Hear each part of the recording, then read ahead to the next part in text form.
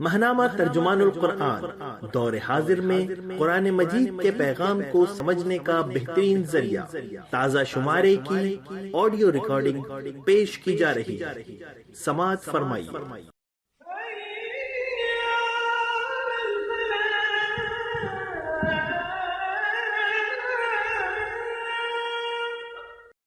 بسم اللہ الرحمن الرحیم۔ اشارات۔ موضوع: بھارتی جارحیت کے خلاف ڈٹ جائیے۔ نوٹ: ستمبر کے شمارے کے لیے مدیر عالمی ترجمان القرآن مسئلہ کشمیر پر اشارات لکھ رہے تھے، لیکن طبیعت کی ناسازی کے باعث سر دست مکمل نہیں کر سکے۔ انشاءاللہ آئندہ اشاعت میں پیش کیے جائیں گے۔ تحریر: سید علی گیلانی۔ ماہانہ عالمی ترجمان القرآن، ستمبر 2019۔ ریاست جموں و کشمیر کی موجودہ صورتحال سے آپ بخوبی واقف ہیں۔ پوری ریاست کو ایک قید خانے میں تبدیل کر دیا گیا ہے۔ ساری حریت اور سیاسی قیادت اسیر یا نظر بند ہے۔ شہروں اور دیہات سے تشویشناک اطلاعات موصول ہو رہی ہیں۔ اس قید خانے میں اشیاء خور و نوش کی قلت کے باعث فاقہ کشی کی نوبت آ چکی ہے۔ ادویات اور علاج معالجے کے تعطل سے اموات واقع ہو رہی ہیں، لیکن بھارتی حکومت نے اس ظلم، درندگی اور وحشت ناکی سے باہر کی دنیا کو بے خبر رکھنے کا پورا انتظام کیا ہے۔ ریاست کے مواصلاتی نظام کو بند کر کے یہاں ہونے والے ظلم و جبر کو چھپانے کے قاہرانہ حربوں کے ساتھ ہمارے مقامی میڈیا پر بھی غیر اعلانیہ سینسر عائد کی گئی ہے۔ ریاست میں کہاں کیا ہو رہا ہے؟ بھارتی فوج کے ظلم و ستم، ہزاروں جوانوں کی گرفتاری اور ہلاکتوں کے بارے میں کوئی بھی خبر شائع نہیں ہو رہی۔ بھارتی حکمران روز اول سے جھوٹ اور فریب کے ذریعے عالمی رائے عامہ کو گمراہ کرنے کی بزدلانہ کوشش کرتے چلے آ رہے ہیں۔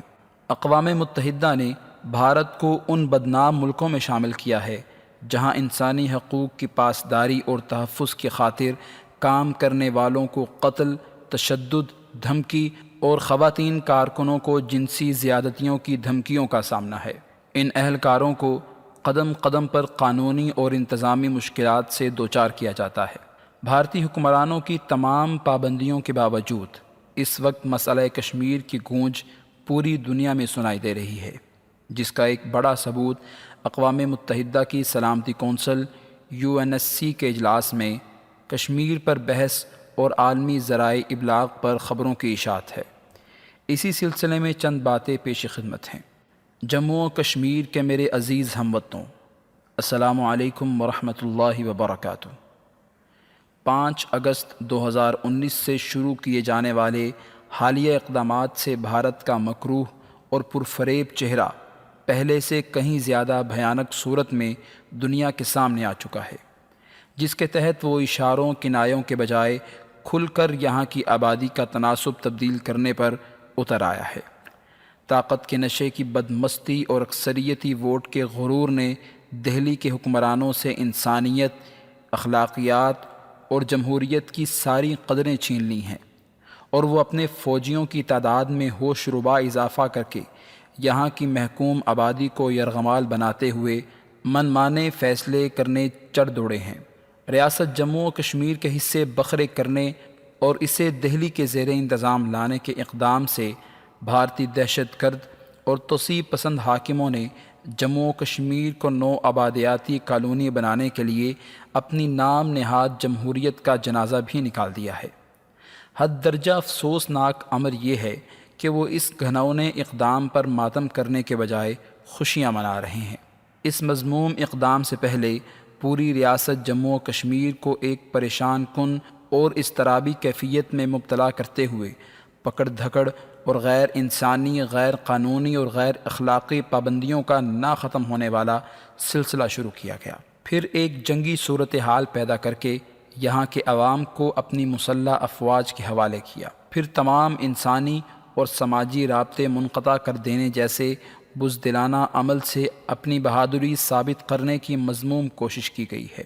بھارتی جارحیت پسندوں نے آزادی پسند قیادت اور حریت پسند کارکنوں کو ہی نہیں، بلکہ برسوں سے اپنے پالے ہوئے ایجنٹوں اور قومی غیرت کے سوداگروں کو بھی ان کی حیثیت یاد دلا کر حفاظتی حراست میں لے رکھا ہے۔ اس سے بڑھ کر حق و صداقت کی کامیابی اور کیا ہوگی کہ اب اپنے غصب شدہ حقوق کی بازیابی کے علاوہ ان فریب خوردہ عناصر کے پاس بھی کوئی اور موقف نہیں رہا۔ بھارتی سسٹم پر بھروسہ کرنے کا مسلسل سبق پڑھانے والوں اور ہندوستان کو اپنا ملک کہتے ہوئے کبھی نہ تھکنے والوں کو بھی اس بات کا احساس ہو جانا چاہیے کہ بھارت کو یہاں کے عوام کے جینے مرنے سے کوئی غرض نہیں ہے، انہیں صرف اور صرف یہاں کی زمین چاہیے۔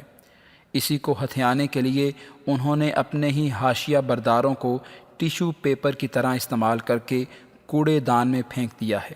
ہم سمجھتے ہیں کہ آج ان سب بھارت نواز ہم وطنوں کے لیے یہ ایک آخری اور سنہری موقع ہے کہ وہ اغیار کی خاطر اپنے عوام کے جذبات سے کھلواڑ کرنے کے بجائے قوم کے شانہ بشانہ اس جد و جہد میں شامل ہو جائیں، ایسی جد و جہد کہ جس کا مقصد صرف اپنے بنیادی حقوق کی بازیابی اور غاصب طاقتوں سے مکمل آزادی ہے۔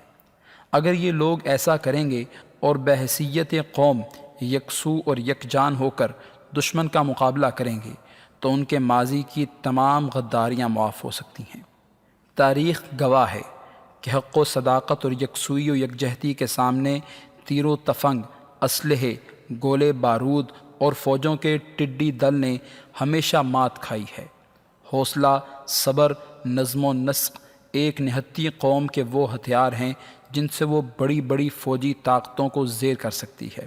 آپ خواتین و حضرات کو یہ دردمندانہ توجہ دلانا چاہتا ہوں کہ بھارتی عہد شکن حاکموں کے اس شب خون کے دوران ہمیں ہاتھوں پہ ہاتھ دھر کر دشمن کے لیے ترنوالا نہیں بننا، اس عریاں جارحیت کے خلاف سینہ سپر ہو کر کھڑے ہونا قوم کے ہر فرد کی ذمہ داری ہے کہ وہ اپنی استطاعت کے مطابق قدمے درمے سخنے مزاحمت اور آزادی کے اس کارواں میں شامل رہے، اس جارحیت کے خلاف ایمانی قوت، جواں مردی اور ہمت سے مزاحمت کرے کہ آزادی کے حصول کے لیے مزاحمت کے سوا کوئی راستہ نہیں باقی بچا۔ پرامن احتجاج، جلسے اور جلوس معمول ہونا چاہیے۔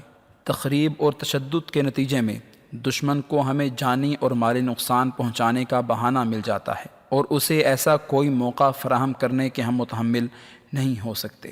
سرکاری ملازمین خاص کر پولیس کے اہلکاروں سے اپیل ہے کہ وہ غیرت اور حمیت کا مظاہرہ کریں۔ انہیں اس بات کا احساس ہونا چاہیے کہ اپنے ہی لوگوں کو تہہ تیغ کرتے رہنے کے باوجود بھارت ان پر بھروسہ نہیں کرتا، اسی لیے انہیں غیر مسلح کر کے پوری کمانڈ اپنے فوجیوں کے حوالے کر دی گئی ہے۔ اگر اس ذلت سے بھی آپ کی رگ غیرت نہیں پھڑکتی تو اپنے ضمیر اور ایمان کا ماتم کرتے ہوئے ہند نواز سیاست دانوں کی طرح اپنے انجام کا انتظار کرنا چاہیے۔ ریاست جموں و کشمیر سے باہر رہنے والے کشمیری بہنوں اور بھائیوں سے بھی اپیل کرتا ہوں کہ دیار غیر میں رہ کر اپنے وطن کی صورتحال سے خود کو باخبر رکھیں۔ آپ میں سے ہر فرد یہاں کی ستم رسیدہ قوم کے لیے سفیر بن کر اپنے لوگوں کی جد و جہد میں اپنا کردار ادا کرے۔ یہاں ہونے والی مسلمانوں کی نسل کشی اور انسانی حقوق کی پامالیوں سے دنیا کو آگاہ کرنا آپ کی دینی، قومی اور انسانی ذمہ داری ہے۔ آپ اپنے بھائیوں کے دکھ درد کو محسوس کریں اور بھارتی جارحیت کے نشہ طاقت میں کیے جانے والے ظلم اور درندگی کے تمام حربوں کو ایک ایک دروازے پر دستک دے کر بے نقاب کریں۔ اس مقصد کے لیے تحریر، تقریر، مکالمے اور دعا سے کام لیں۔ اسی طرح میں ہندوستان کے 1 ارب 30 کروڑ بھائیوں پر یہ بات واضح کرنا چاہتا ہوں کہ ہماری یہ جد و جہد ہندوستان یا اس کے عوام کے خلاف نہیں ہے۔ ہم تو صرف اور صرف اپنے جائز، قانونی اور عالمی سطح پر تسلیم شدہ حق خود ارادیت کو حاصل کرنا چاہتے ہیں، وہ حق کہ جسے برہمن حاکمیت کے پرستار بھارتی حکمرانوں نے غصب کر رکھا ہے۔ ہم بھارت میں بسنے والی مظلوم اقلیتوں، دلتوں اور جبر سے دبائی گئی قوموں کے اپنے حقوق کے لیے جد و جہد کی کامیابی کے لیے دعا گو ہیں اور سمجھتے ہیں کہ بھارت کا ہر انصاف پسند شہری ہماری مبنی بر انصاف جد و جہد کی حمایت اور تائید کرتا ہے۔ خاص طور پر پاکستان کے عوام، ان کے حکمرانوں سے دردمندانہ اپیل ہے کہ اپنے نجی اور فروئی معاملات میں الجھنے کے بجائے مصیبت میں گھری اس محکوم، مظلوم اور نہتی قوم کی مدد کے لیے آگے آئیں۔ آپ اس مسئلے کے اہم اور بنیادی فریق ہیں۔ اگر آج آپ غیر سنجیدگی کا شکار ہو کر ذاتی مصلحتوں کے گرداب میں پھنس گئے تو نہ تاریخ آپ کو معاف کرے گی اور نہ آپ کی آنے والی نسلیں محفوظ رہیں گی۔ اس لیے پورے عزم اور ہمت کے ساتھ دشمن کی فریب کاریوں اور مکاریوں کا آپ نے ہر سطح پر منہ توڑ جواب دینا ہے کہ اسی میں پوری ملت کی بقا اور کامرانی ہے۔ ریاست جموں و کشمیر کے غیور عوام سے مخلصانہ گزارش ہے کہ چاہے آپ ریاست کے کسی بھی کونے میں رہ رہے ہوں، جموں شہر یا وہاں کے پہاڑوں میں سکونت پذیر ہوں، وادی کے سبزہ زاروں میں رہ رہے ہوں، لداخ اور کرگل کے کوہساروں یا برف زاروں میں بس رہے ہوں، چناب اور پیر پنچال کی چوٹیوں میں زندگی گزار رہے ہوں، جان لیں کہ بھارت ہم سب کا مشترکہ دشمن ہے جسے صرف یہاں کی زمین ہڑپ کرنے سے دلچسپی ہے۔ وہ اسرائیلی غاصبوں کے نقش قدم پر چلتے اور اسی کی مدد سے راستہ بنانا چاہتا ہے۔ وہ اسرائیل کہ جس نے مقبوضہ فلسطین کے ہم وطنوں کو بے دخل کرنے جیسے گھنونے طرز عمل کا ارتکاب کیا، اس ظالم ریاست کی مدد سے اب جموں و کشمیر کی شناخت، یہاں کی پہچان اور یہاں کے باہمی بھائی چارے کو نشانہ بنانا چاہتا ہے۔ لیکن انشاءاللہ ہم اس گھنونی سازش کو کامیاب نہیں ہونے دیں گے، کیونکہ بھارتی تسلط جتنا تکلیف دہ وادی کے مسلمانوں کے لیے ہے، اسی طرح جموں کی ڈوگرا برادری اور لداخ کے بودا بھائیوں کے لیے بھی کسی خوشی کا باعث نہیں ہے۔ اسی لیے ہر ایک کو اپنی ڈیموگرافی، اپنی آبادی اور اپنا تشخص بچانے کے لیے اس تحریک مزاحمت کا ساتھ دینا ہوگا۔ ہمیں اپنی اپنی سطح پر اس تحریک مزاحمت کا حصہ بن کر اس کی رفتار کو تیز کرنا اور اس کے ساتھ دوڑنا ہوگا۔ اگر دوڑنے کی سکت نہیں ہے تو چلنا ہوگا، اور اگر چلنے کی بھی سکت نہیں تو رینگنا ہوگا، لیکن کاروان مزاحمت میں شامل ہو کر اپنے حصے کی ذمہ داری ہر صورت میں نبھانی ہوگی۔ یہی واحد راستہ ہے۔ جب قوم پورے عزم، ولولے اور نظم و ضبط کے ساتھ اپنے حقوق کے لیے اٹھ کھڑی ہوتی ہے تو کوئی طاقت اس کو زیر کرنے میں کامیاب نہیں ہو سکتی۔ بھارتی حکمرانوں کو جان لینا چاہیے کہ وہ اگر 10 لاکھ کے بجائے اپنی پوری فوج کو بھی یہاں لا کر ڈال دیں گے، تب بھی یہاں کے عوام اپنے حقوق سے دستبردار نہیں ہوں گے۔ اللہ ہمارا حامی و ناصر ہو۔ ادارہ عکس و آواز آڈیو اور ویڈیو کی دنیا میں معروف نام، دروس قرآن و حدیث، حمد باری تعالی، نعت رسول مقبول، نصیحت آمیز تقاریر، تحریکی ترانے اور مشہور نظمیں عرصہ دراز سے آپ کی خدمت میں پیش کر رہا ہے۔ دعوت و تبلیغ کے لیے ادارہ عکس و آواز ایک منفرد انداز کے ساتھ